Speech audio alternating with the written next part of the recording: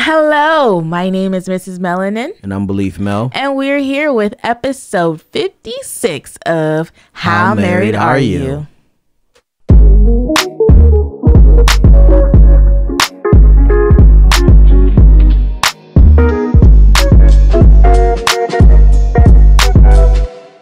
Hey, y'all, I just want to say we made it here. It's been a day. Yeah, it's been quite a day. But it's been a good day. It's been a productive day. Yeah, productive day. It's just we're tired. Yeah, we should not be doing this. We should be doing it, but anyway, we're the Henrys. We are the Henrys. I'm Yvette. And I'm Glen. And we have been married 9 years with 4 children. Yes. And this podcast started off as just kind of like a sister channel to our YouTube channel, which is called Beleaf in Fatherhood. And now we do How Married Are You, which is what you're listening to now. We are 56 episodes in. But we like to talk about our kids because we have kids. So we should probably do Chocolate Baby Story Time. Chocolate Baby Story Time. It's Chocolate Baby Story Time. And I'm going to let you lead us into that segment. Okay, cool. No problem. Today. Oh, gosh. You know what it is? Yes. So today I told Theo and Riot, I was like, yo, go upstairs, brush your teeth, wash your face. So Riot comes downstairs with his toothbrush and the toothpaste. Then he comes to the downstairs bathroom and shuts the door. And I was like, okay, maybe he's going to go potty because we had company over. And then it's strange that he shut the door because we had because he doesn't do that. Yeah, he doesn't shut the door. So then I was like, okay, so the next step is for me to hear like the toilet seat go up and like just that little click, like that little clank, you know? But instead I heard the step stool being slid over to the sink. And I'm like, well, why would he close the door to brush his teeth or wash his hands unless he was going to do something that he wasn't supposed to do? So I finished doing what I was doing and I ran back over to him. And I ran back over to the bathroom and I just was like, okay, let's see. So I open up the door and Raya is sitting there like fully sucking all of the toothpaste out of the toothpaste container or whatever it's called, the tube. Yeah. And I'm like, I just look at him and he when he saw the door open, he looked like I looked at him through the mirror and he just looked like, oh, dang it. Because one, he's sick and he's like literally drinking the toothpaste.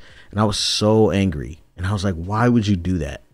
And, I disciplined him. And it was like just a little like a pinch. Because I knew that he was sneaking to do something and he was trying to get away with it. And I was like, man, this is just below you. You know what I mean? And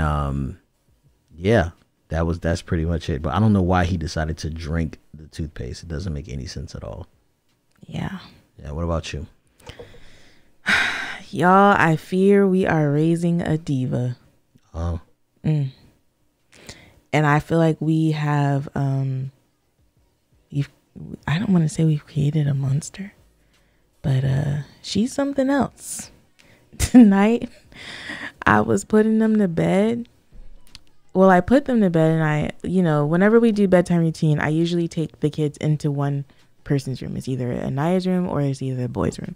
And so tonight we were in the boys' room. So I had said my goodbyes to the boys and then I was escorting Anaya to her room. And we let Anaya have like a cup of water next to her bed, when she goes to bed, just because she still wears a diaper. It doesn't really matter if she pees. Anyway, homegirl, I'm about to leave, and homegirl goes, cold water. Like, the tone she said it in was just so disrespectful. I just didn't even know. And you want to know what I did? I grabbed her cup and I started to walk out of her room to get her cold water. But the thing is, I turned around and I was like, can you say please? Because she doesn't say please. She's just so bossy. Yeah, she says cold water. And you're the one that started it because what? Yeah, like I would just give her water, whatever the water is, room temperature or not. It's just water. And you started giving her cold water, and that's why she wants cold water every night. But I don't know. Yeah, I don't care. I like her. I don't care. She does that to me too. Dad, cold water. Okay. I just want her to know I'm not her little peasant. I do ask her to say goodness please. Gracious. Alive. Okay, cool. Well, that was Chocolate Baby story time. Let's go ahead and hop into these words of affirmation. Baby, you want to tell them what words of affirmation is? So words of affirmation is an opportunity for you guys to let us know why you're listening, what it is that keeps you coming back every week. I feel like I say the same thing every week. You do. I do. What keeps you coming back every week? Let us know. Like, why are you vibing with us? Let us know what the wedding party is getting from this podcast. We just love to hear from you guys. We love to hear how we consider this a ministry, how this is ministering to your souls. And so just let us know. Affirm that what we're doing, that when we are coming here, even though we're super tired, to sit down and just chat with y'all, to y'all, that it's worth it. Like that you guys really enjoy the content. It's just really affirming to us. And you can do this several different ways. You can click the link down in the show notes that allows you to go straight to Anchor and leave us a voicemail. You can call in to our Google voicemail, which is at 760-335-6643. Again, that's 760-335-6643. Or you can hit us up on Instagram in the DMs and use the voice memo app, feature, to let us know how you feel about us. We greatly appreciate you. And How Married Are You? Oh yeah, that's our Instagram page. And if you don't like any of those methods because you just don't want us to hear your voice, then go ahead and leave us a review on your why did the music stop? On the what's it called? App. The podcast app. Leave us a review and rate us with 5 stars. Whatever podcast app you listen to. Whatever podcast app you're listening to it on, 5 stars and the most kindest and beautifulest and floweriest words. But you know what? Tell the truth. Tell the truth. Yeah. That you love us. I feel like if you're listening to this, then you're probably rocking with it heavy. Yes. And so here we go with the words of affirmation. All right.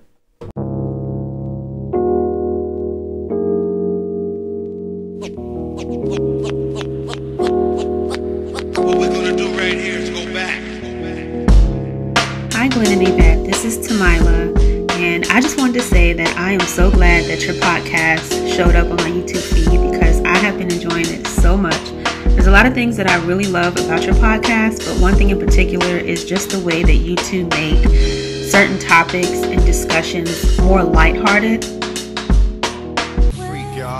Don't stop to the beat, y'all, and you don't stop. A freak, y'all, and you don't stop to the beat, y'all, and you don't stop. A freak.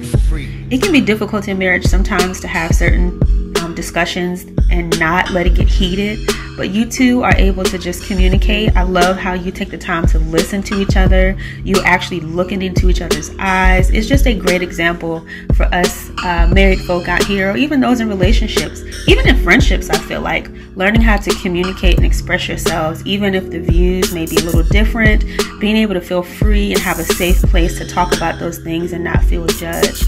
Thank you so much for all you're doing, and I will continue watching.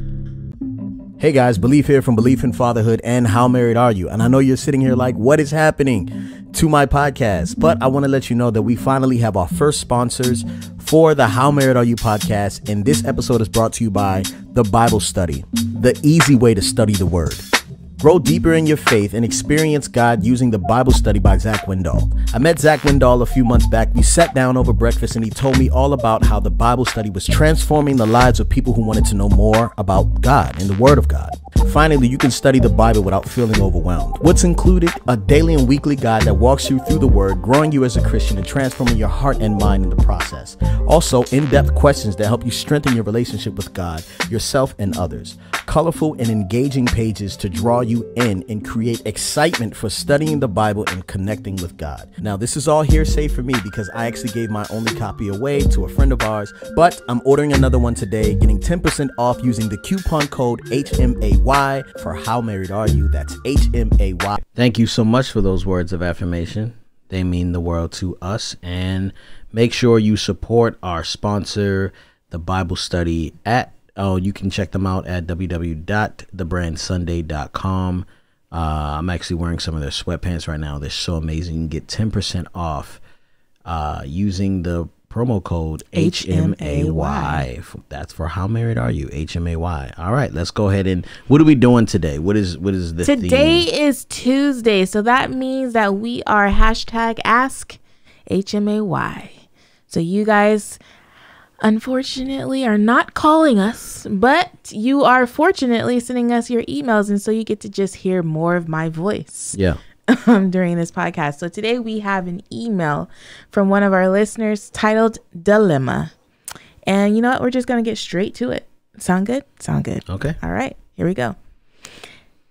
So I was in a relationship for 4 years and we broke up 2 months ago. I really loved my boyfriend and still do, but I feel like we got stuck instead of evolving this year.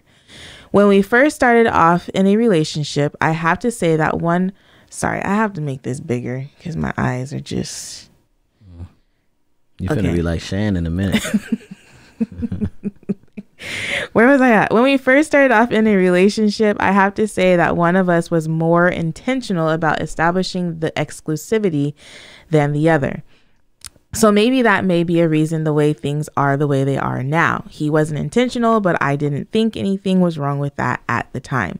2 years later, I got saved. And although my boyfriend had a background where his family is saved, he wasn't necessarily walking with the Lord intentionally. As I got in community where I learned about dating God's way, I started to see how we can make some shifts in our relationship to see how we could honor God in our relationship. My boyfriend was cool with that and agreed, but now looking back, I don't think it was his desire to stop doing certain things, but he said if I wanted to honor God, then he respects that. So here we are 2 years after I got saved, so 4 years in total. And we've had ongoing conversations about marriage, and I wanted to see where we were on that topic. With us about to celebrate our 4-year anniversary, I asked him how close he felt that we'd be getting married, as I had to renew my lease and wanted to plan this out carefully. He said he'd been praying and fasting and that he was done. And that when he was done, he would let me know what God laid on his heart. Well, about a month later, that's a long fast. Yeah. He didn't was hungry. Well, what was he fasting from? He didn't have a clear word from me, but he did express to me that he felt like I was leading the relationship, and we've reached a fork in the road where I am in front and calling him to join me. And he didn't know if he should or if life is turning him in another direction. I knew exactly what he meant because I also felt like he wasn't the leader in the relationship, and that's something I really wanted. I wanted a God-filled, spirit-filled boyfriend who trusts God and can lead us in our relationship. He knew he wanted to marry me and knew he loved all of my qualities, but didn't want to make the wrong decision. So we mutually agreed that we should break up to figure things out, and maybe life would bring us together because I wanted to move in purpose and intent, and I felt like the relationship was carrying dead weight. He also felt that he was at a crossroads in many areas of his life: career, family, relationship, and housing. Lastly, he does have an ex-girlfriend that he had been friends with over the course of our relationship that I constantly expressed my discomfort for, and he would apologize and say he didn't mean for me to feel that way. However, would still encourage their friendship and has never said, I am in a relationship and I have boundaries to respect our relationship, etc. And said that he didn't want to be mean and hurt her feelings. Although she knew about us, I truly got tired of waiting for him to completely cut off contact with her. So I expressed that I expressed that should we come back together, that I am not tolerating that. He doesn't handle any relationship in his life, friendship, exes by cutting them off. With all that being said, I tried cutting him off, but he feels like I hate him. So we communicate a few times during the week, but I don't know if this is beneficial because I do miss him, and I don't know if we'll be together again. What are your thoughts? I've been praying, but it's difficult because God gives us free will when it comes to choosing our partners. Thank you guys so much. Sorry for all my stumbling. It's cool with me. Better than me reading, for sure. I could barely see the words. You couldn't see made the them word? bigger, and I was like, this still ain't big enough. What do you think? I feel like there's a lot. Well, there's a few different things there. I don't know where to begin. Let me see. Let me scroll back up real quick. God's way, dating God's way. Well, I feel bad because the relationship started out like she wasn't necessarily a believer, right? So they had dated 2 years without her necessarily being a believer. Mm-hmm. And then like she felt like she was carrying dead weight, because I feel like that's a huge transition in a relationship, right? Yeah. Like when you both, not that he wasn't a believer, I guess he grew up maybe in the church or something. He knows of God. He knows God. Yeah, but he's not going to turn down some vagina. I'm very sleepy. Okay, so you are speaking recklessly. I don't even reckless know. By saying vagina? Are you kidding me? Why you say it again though? Vagina is not a bad word. Gosh. See, this is your problem. You have issues with talking about sex and sexual terms. I just don't understand, because I didn't feel like that was anything about anything. What? No, but he's like, but I'm just saying, like, Lord, he's not tired, y'all. No, listen. Look at his eyes. He's not gonna turn down. Listen, I'm just saying that he's not going to not, like, accept that. Like, he may love the Lord and like maybe like grew up like in the church, but still is like, yo, I like this girl when I have sex with her. You know what I'm saying? Mm-hmm. So that's all I'm saying. Because I don't know whether to say if someone is walking with the Lord or not. Mm-hmm. I don't know how to say that. Mm-hmm. You know what I mean? Like, I could tell by your fruit, but also like I can tell by the people who are fruitful around me, but I can't tell by someone I'm just reading an email about. Mm-hmm. You know what I mean? Mm-hmm.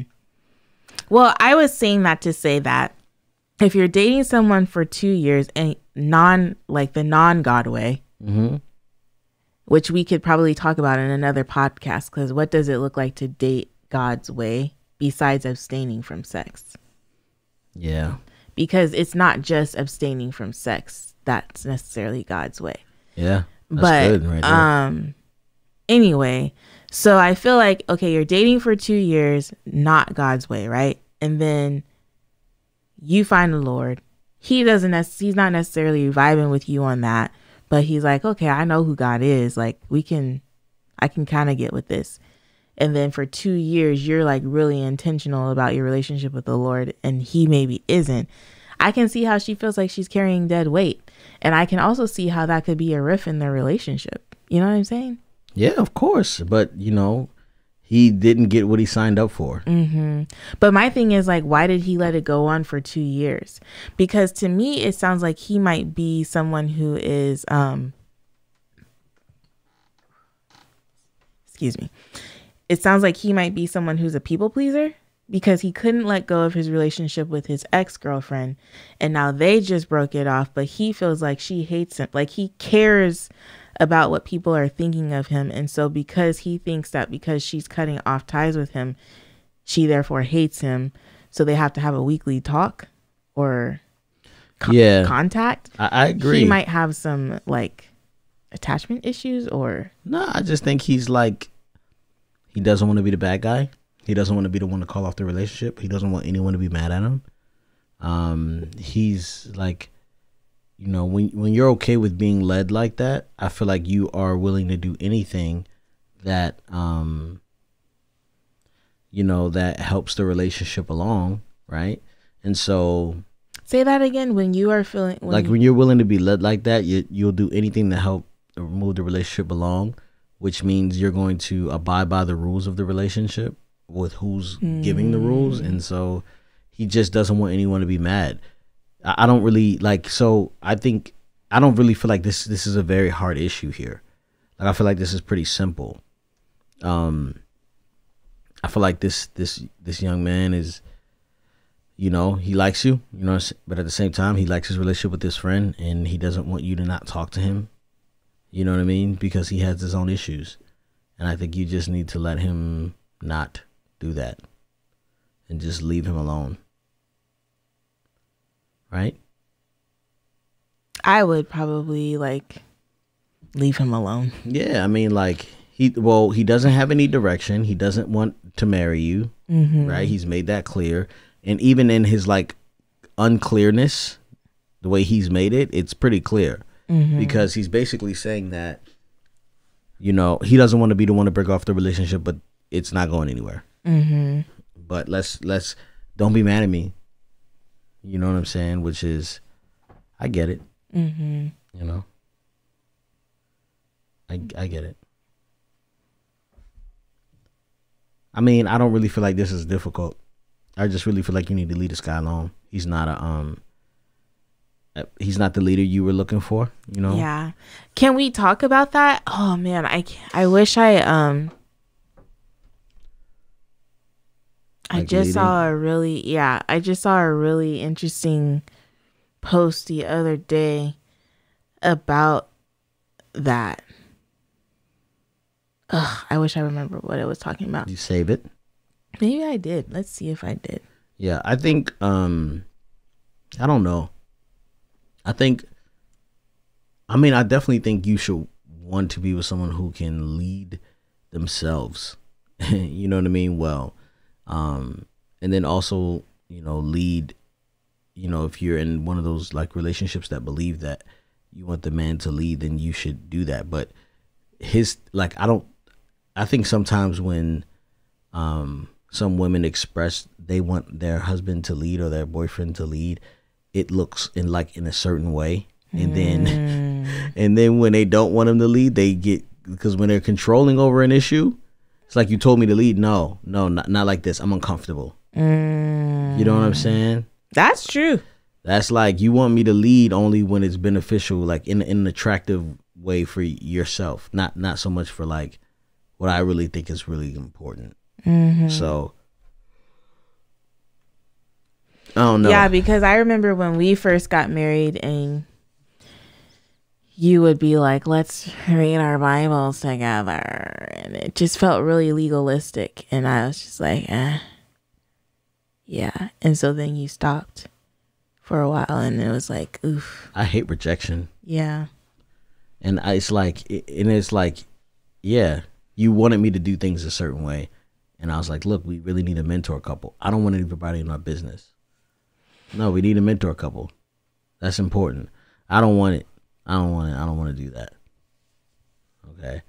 Hey, let's join the usher team, the greeters team. Let's stand out in front of the church and greet people when they come in. I don't want to do that. You didn't want to do anything. I did it. You did it. But I did it. So can I get a little bit of credit? My wife, I could turn this to a how married are you? No. That's the type of person when a pastor's like, hey, stand up and greet your neighbor, she goes to the bathroom.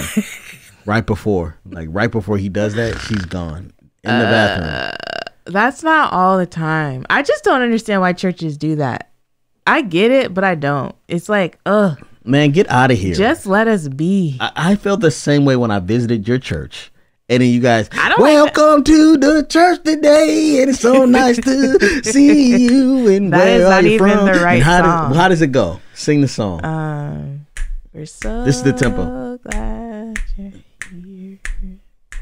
I don't remember the song. And they make you stand up. It's like been like a at my decade. church is like, hey, shake shaking hand with a person that doesn't look like you. Yeah, they make you stand up and And walk they make around you the church. Stand up, walk around the church. First of all, stand up, tell where you're from, what church, where's your home Oh church. God, yes, I forgot about all of that. And then walk around the church in some type of, it was not cool. Oh my goodness. And you can't, and you got to go to potty every time. Anyway, we're talking about men leadership. Yes, leadership. I don't remember. I couldn't find the post. I don't even know if it was a post or if it was a podcast or whatever. I think it was a podcast because I was just listening to. See, I think you really have to be specific on what you mean. You want him to be the leader in the relationship, because I don't know what that means. You know, like, do you want him to lead you spiritually? Do you want him to lead the finances? Do you want him to lead, like, be romantic and decide everything, plan every date out? Like, what does that mean? Truthfully, I think it means different things for different women. Exactly. And so I think that most Christian women, this is a generalization, but I feel like a lot of Christian women who have this certain, like, staple is like, this is what I want. They have an image in their mind that's like, this is what I want. You know what I mean? And you're not being that. And so I think a lot of, and I'm not trying to make a generalization or anything, but excuse me, I do think a lot of Christian women do desire for their man, who hopefully is a fellow Christian, to be a spiritual leader in the relationship. Yeah. More so than like a leader in finances or making decisions about the home or whatever. I think that their desire is for the man to be a spiritual leader. They want you to lead them into heaven. But if you try to load that dishwasher, woo, it's going to be a problem. I'm just saying, I agree with you. But maybe that's a poll we can take. Is that true? Let's use this as like an Instagram post. Is it true that most Christian women, if you're a Christian woman out there, you want your husband or significant other to be the spiritual leader? And what does that mean? What does that look like? Yeah, what does that mean? Does that mean he leads the Bible studies? He chooses the church? Like, you know, he's just more spiritually mature. Yeah. And then what does that mean? Because it's like so many different things that like we're talking about here that it's like, who's making up the rules here? I have no idea. So I think you need to be really specific about what you want. And I think for this person who asked this question, I feel like it's a you know, an honest concern. And I do believe that this young man is just really like, he doesn't want anybody to be hurt, and he just wants to be in good standings with everybody. And if he does feel like you hate him, you know, he's going to be really upset with himself, you know, but that is not really any of your business, because, you know, he's the one with the issue. So hold tight, you know, just hold on for, you know, the next opportunity that comes to you. If, you know, if you feel like it's of the Lord, then take it. But I wouldn't definitely fret about losing this person. You know, getting saved and then being with someone who isn't saved is hard. It's a hard transition for the other person to understand where's all this stuff coming from. And I like that. I liked you, like, you're literally turning to a different person, you know, as you should be. Yeah. And so, which is like really cool for you. But the person who you're with is kind of like, yo, this is not what we talked about. You know, this is not where we started. And so, yeah, keep that in mind. For sure. We're going to keep it to just one dilemma today, but I want to encourage you guys to send your dilemmas in. You can call us, leave us a DM via the voice memo on Instagram at howmarriedareyu. But you can also email us at howmarriedareyu@gmail.com. But let us know, what things are you guys dealing with out there that you'd like us to talk about here on the podcast. But let's move on. Babe, how married are you? Babe, I don't know right now. How married am I? What did I do? You kind of been killing it lately. I haven't really been doing anything.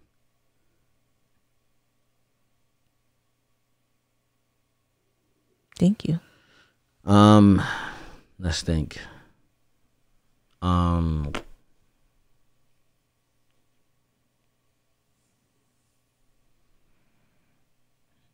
I was putting up. I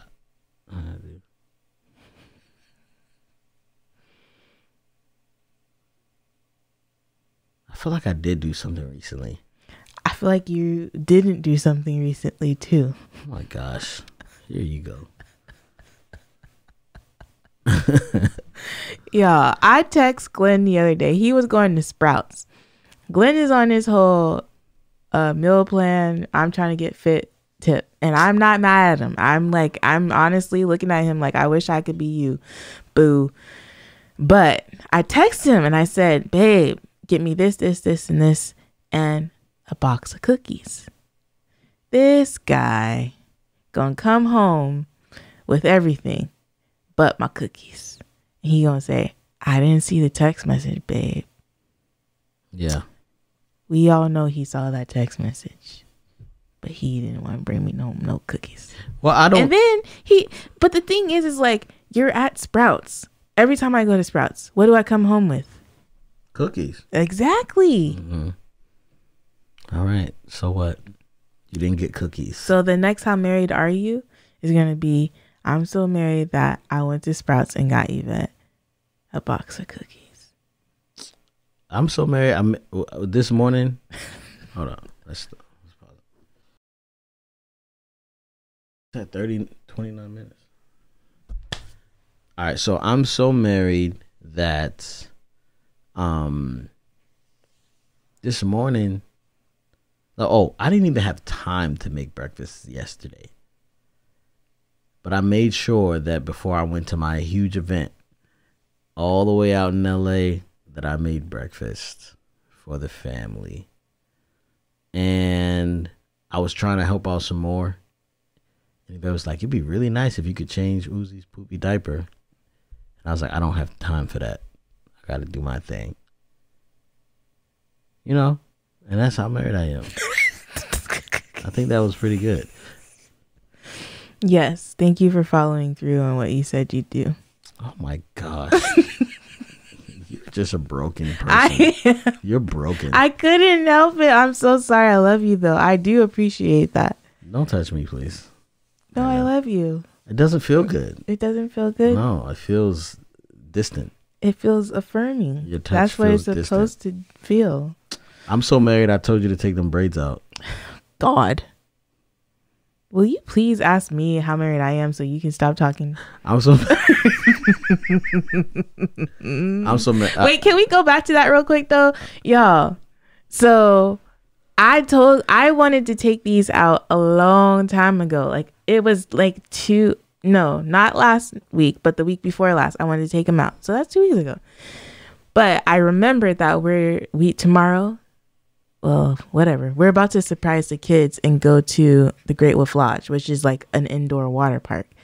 And I'm like, why would I take these out before then? I should wait until after then. Because, if you're a woman of color, then you know that, getting your hair wet is just not the business. So everybody knows you're not getting your hair wet. Regardless. What if I do? Raya Bo crazy. He be splashing all over the place. Yeah. But your hair's natural. So all right. When it gets wet, it doesn't look cute. As some people's curls be popping, my curls don't always be popping without product. All right. Anyway. Ask me. How married are you? I'm so married that I see you. I saw you. You saw me what? I saw what you did today, like everything that you had going on today. And I saw that you could just use a moment to just sit and indulge in like watching TV or like scrolling through your phone. And so rather than holding you to putting the kids to bed tonight, I was like, I'll do it. Even though it was your turn, I put the kids to bed tonight. Thank you. Yeah, that's really good. And that's just how married we are.